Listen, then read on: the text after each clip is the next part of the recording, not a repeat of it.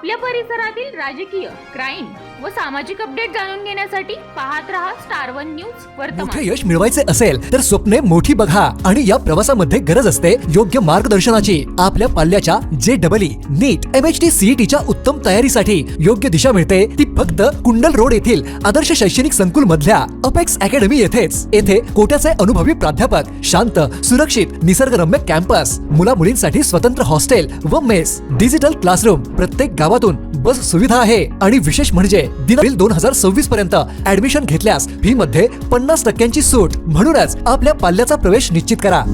तहसील कार्यालयासमोर मुंडण आंदोलन कशासाठी केले?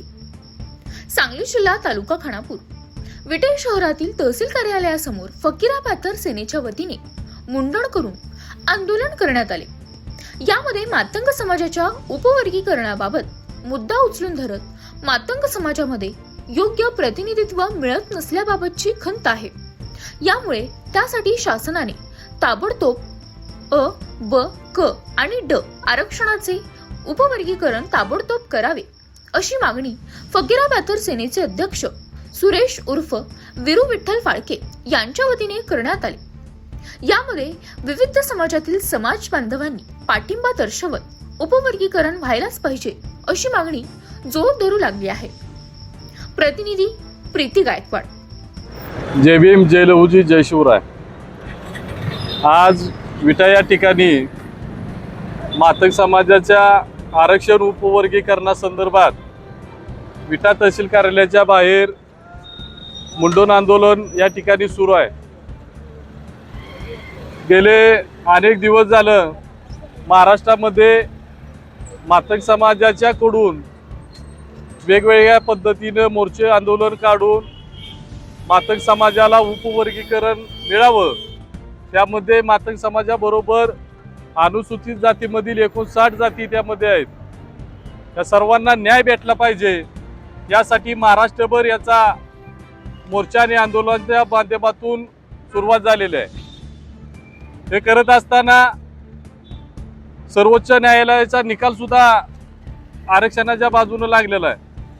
त्याचबरोबर जी समिती शासनाने नेमलेली होती त्या बदल समितीचा अहवाल सुद्धा माननीय मुख्यमंत्र्यांच्याकडे दिलेला आहे, पण काही ठिकाणी विरोधाची भूमिका आल्यामुळं किंवा काही गोष्टीला शासन दबावी पडतंय का या अनुषंगानं महाराष्ट्रभर मातंग समाज रस्त्यावर उतरतोय। आज आमची या आजच्या आंदोलनाच्या माध्यमातून एवढीच मागणी आहे, ज्या पद्धतीनं आज अखेर सुद्धा मातंग समाज मागास म्हणून ओळखला जातोय।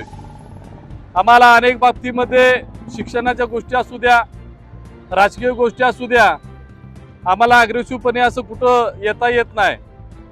ठराविक विशिष्ट समाजाला त्या आरक्षणाचा लाभ होतोय। त्या अनुषंगानं जर ही उपवर्गीकरण जर झालं तर खरोखर मातंग समाजाचं मागासलेपणा या अनुषंगानं जाणार आहे। त्यामुळं या आरक्षणाची आज गरज आहे। तेवढ्यासाठी आम्ही एक आगळं वेगळं असं म्हणून आणि या शासनाला जाग आली पाहिजे त्यासाठी या ठिकाणी आम्ही थोड्या वेळामध्ये मुंडन आंदोलन या ठिकाणी सुरू केलेलं आहे। ते मुंडन आम्ही थोड्या वेळामध्ये करणार आहे। आमच्या या तहसीलदारांना विनंती आहे, आपल्या माध्यमातून या शासनापर्यंत आमच्या भावना पोचाव्यात। आमचं जी म्हणणं काय आहे ती शासनापर्यंत पोचवावं आपण, आणि ज्या काय मागण्या आहेत आमच्या त्या सर्व मागण्या या ठिकाणी मान्यता झाल्या पाहिजेत आणि लवकरात लवकर त्या निकाली काढाव्या।